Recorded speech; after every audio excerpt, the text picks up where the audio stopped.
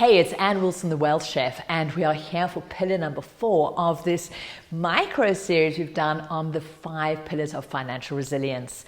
And this is really understanding that our wealth, our financial well-being is an ecosystem. It's not one thing that suddenly gives us that peace of mind, that gives us our, financial resources that we need. We understand that financial well-being is like the soil, this rich soil that you plant a tree in, that tree called you in your life, that has these different elements, these different root systems that go in. And so we've been doing this micro series covering these 5 pillars. Now, if you haven't watched pillars number 1, 2, and 3 yet, go and do that. The links are below. And pillar number 4 is now understanding that once you've got your leadership and management in place, pillar number 1, you've got assets working for you and you're investing and you've got your consistent habits putting in place, understanding assets create your freedom. You're now really you're mastering debt. You're getting rid of consumption debt. You know what neutral debt is, and you're starting to use expansion debt to get more assets to get you towards the life that you really want. Now we come to pillar number 4. And pillar number 4 is understanding we need to also protect ourselves, those we love, and our assets.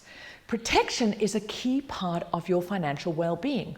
One of the things that is so devastating when we don't have our financial house in order, when we don't have this financial resilience, these 5 pillars in place, is this deep anxiety that goes for so many people. It's almost like, this just is the way we've got to live our life, that waking up at 3 a.m. and going, if I lost my job or if my income didn't come in, what would I do, or what would my family do? If something were to happen to me, if my health, something came along and I couldn't earn, what would happen to those that depend on me? If I died, the people that are dependent on me financially, how would they, what would happen to them? And there's often this underlying anxiety of just this vulnerability. And so we also understand one of the roles of money is also to provide protection. It's to provide that first level of safety. Bottom of Maslow's hierarchy is knowing that we need in place safety. We need to feel safe. We need to feel that our basic needs, our ability to have a roof over our head, some kind of shelter, access to food, some nourishment, and access to opportunity that we can actually go and earn, we can get resources, is a fundamental need of life. And this is that real base level. And when we appreciate why we get solid with our money management, is putting in place our ability to know that bottom rung of our financial well-being of our life is ticked off and sorted. There's no vulnerability there. And there's a quote by Warren Buffett says, when the tide goes out, you get to see who's been swimming naked. And through this whole crazy cycle of COVID, these tectonic shifts that have been happening globally in the economies and money, we've got to see just how many people have been swimming naked in this realm of their finances, just living on deep debt, living from paycheck to paycheck, having none of these protection bases in place. And so there's been a great wake-up call to understand that without this, we cannot be fully in life. We cannot take the opportunities we want. If you're always walking on a financial knife edge, if you're always on that cliff, going, if just one little thing goes wrong in my income or another expense goes in, I'm going to either have to, sell something or go into debt. You cannot be fully present with life. And so the first layer of protection, which I call protection pate because it's made up of 3 layers, is a cash emergency fund. There's a cash element. We need to put in place a basic emergency fund to expect life's unexpected events will happen. They will. There's nothing, we love this illusion that we can control life. No, we can't. The washing machine is going to break down. Something is going to happen. You're going to have to replace those vehicles on the tires on your vehicle. Something might happen health-wise. There might be some kind of crisis. But when we plan this and have in place a catch net for that, so the first layer is that emergency fund, so we don't go into debt. We don't have to sell the assets we have. We don't have to undermine the other elements of our ecosystem that we're putting in place. This is a key part of protection. The next cash element is putting in place a cash safety net. Now, there's a whole nother video on just understanding that element. But we want to build up to a place where we have 3 to 9 months of your basic living needs. Not 3 to 9 months of your income, not 3 to 9 months of your current lifestyle costs. This is really getting clear of what is the minimum amount of money that I need to keep that roof over my head, some form of shelter, food, basically stay safe, and access to opportunity. Strip that back and then have that set aside. Start building this up with your savings. Go right back to the money management system. You want to be saving and investing. They're two different things. So we build up this safety net that can catch us, but you don't want it too big because you don't want a whole lot of cash just slushing around doing nothing. But you do want this in place. But you don't wait to start investing until you've got that in place. You do it together and build that up. So that's the cash element of protection pate.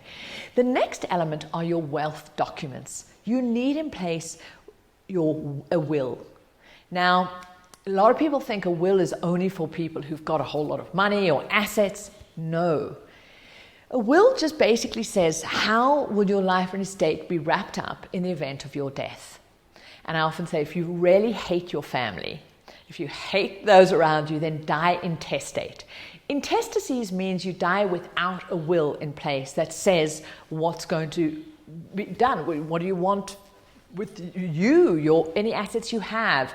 If you've got minor children, who do you want the guardianship? What's going to happen with that? So intestacies means the state or the government rule determine all of those actions. Plus, it's a terribly drawn out, hideous process. And it's horrible for those you love.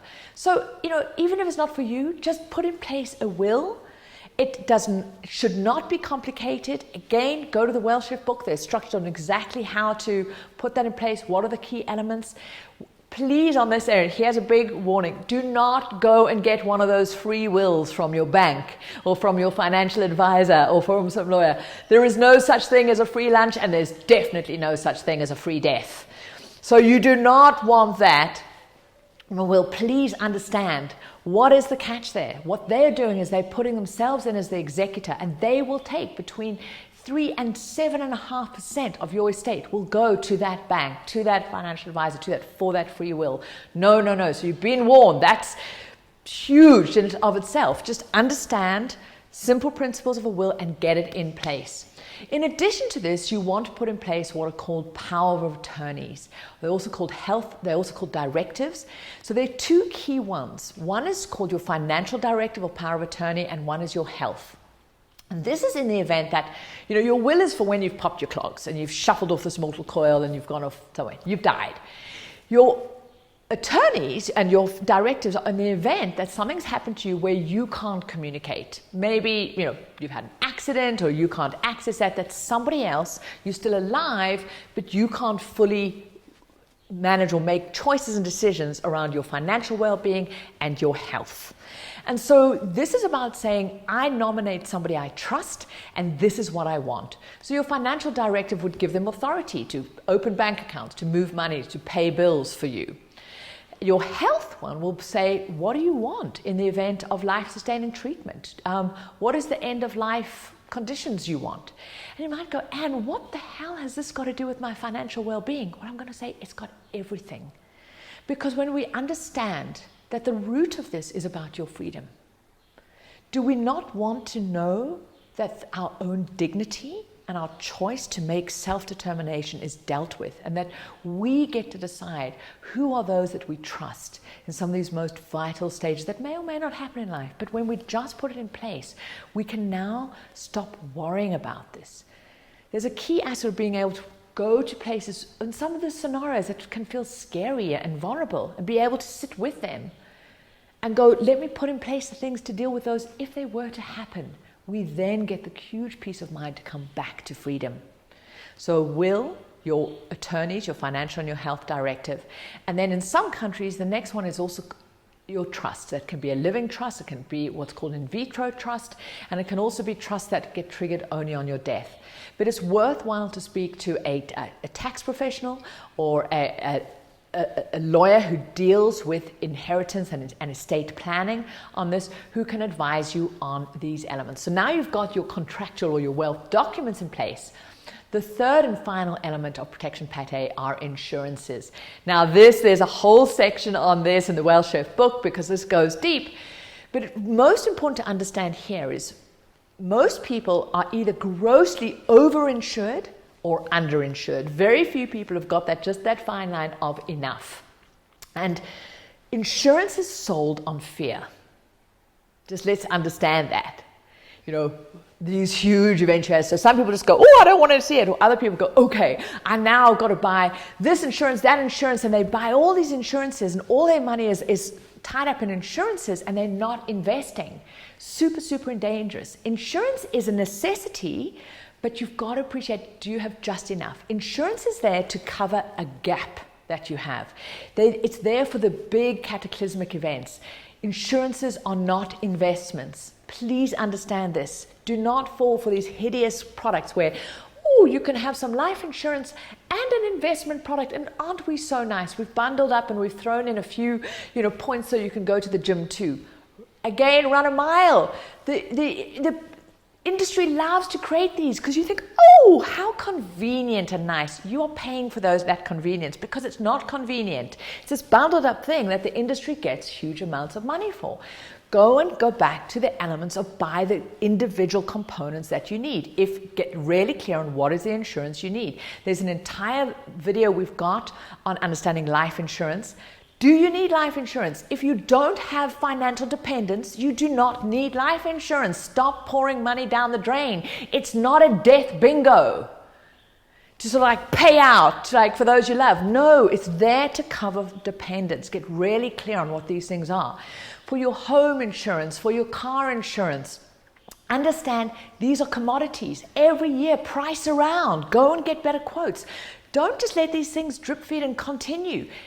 Get great value from this. Work out how you can reduce those costs, because the more money you can save on insurances while still being covered as necessary just to cover that gap, the more you can now put to assets to get to a point where you can effectively self-insure because you've got enough assets that can pay for whatever eventuality comes along. So you need insurances, but be savvy, be smart. How much? What do you actually need? Strip away the things you don't need.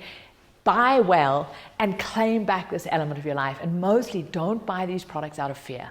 Buy them out of enough, being savvy, and are they in service of your life, or are you just pouring money away of things, hoping that this is, what the right thing to do? So there you go. That is pillar number 4, protection pate in your financial resilience, your wealthy life ecosystem. And I'll be seeing you over for the next and final video. But if you're watching this anywhere other than over at thewealthchef.com, head on over there. And I'd love to know in the comments below, which of these 3 elements of protection do you have in place? Which ones don't you? And share which is a surprise for you in this side, and what are you committed to doing to get this element in place? Understanding that we need all 5 of these pillars of financial resilience working for us, but we can put them in place in a step-by-step place. Once we know what they are, then we can put a plan in place and have fun ticking it off and getting it in place and feeling that joy of having our financial well-being serving and supporting our amazing lives, rather than our lives being in service of money and trying to earn and just that hustle. So claim back yourself, get these pillars in place, and I'll see you over in video number 5 for the pillar of mastery and momentum.